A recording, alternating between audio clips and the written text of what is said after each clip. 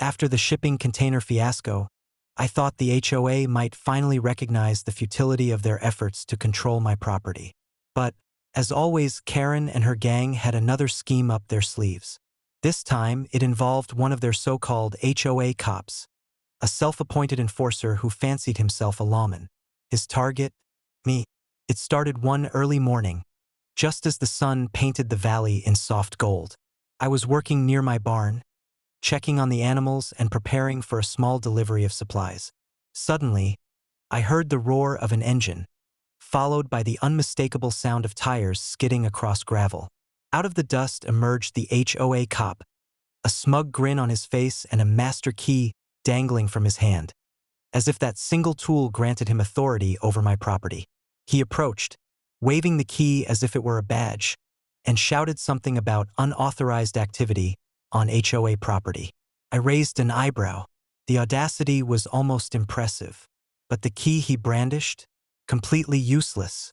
Not only could it not open any door on my ranch, but it also gave him the false confidence that he was acting within his rights. Then came the moment that turned the encounter into legend. As he reached for his gun, I calmly said, "I suggest you put that away." His eyes narrowed, but he hesitated, unsure if I was bluffing. That was when I stepped back, reached under the barn's awning, and casually revealed my credentials. A retired Navy SEAL, fully trained in tactical defense, armed not only with skill, but with years of experience in high-stakes operations. The shift in his demeanor was instantaneous. The swagger vanished, replaced by panic and disbelief.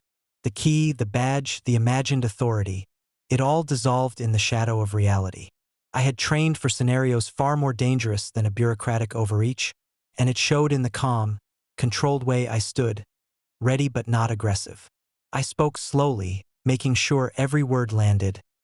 "You are on private property. You do not have the right to carry a weapon here. Step back, leave immediately, and do not return." Ranger barked from behind me, a silent enforcer of his own, and the cop stumbled backward, realizing he had walked into a situation far beyond his comprehension.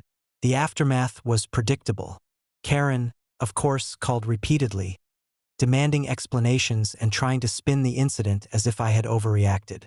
I calmly sent her copies of legal notices, property deeds, and a polite reminder that anyone entering my property without permission was trespassing.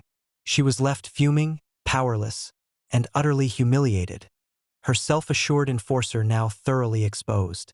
From that day forward, any attempt by HOA members to assert authority through intimidation or threats was met with the knowledge that the ranch was fully protected, both legally and strategically.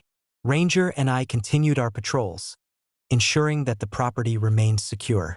Reflecting on the encounter, I realized that it had been more than a defense of property. It was a lesson in humility, authority, and perception. The HOA had believed that their tools, keys, and badges granted them power, but in reality, preparation, skill, and ownership trumped all. As the sun set behind the rolling hills, casting golden light over the ranch, I walked along the fence line with Ranger. Every past intrusion, every fine, every lawsuit had built to this moment. A perfect demonstration that on my land, the rules were clear, the consequences immediate, and the authority undeniable.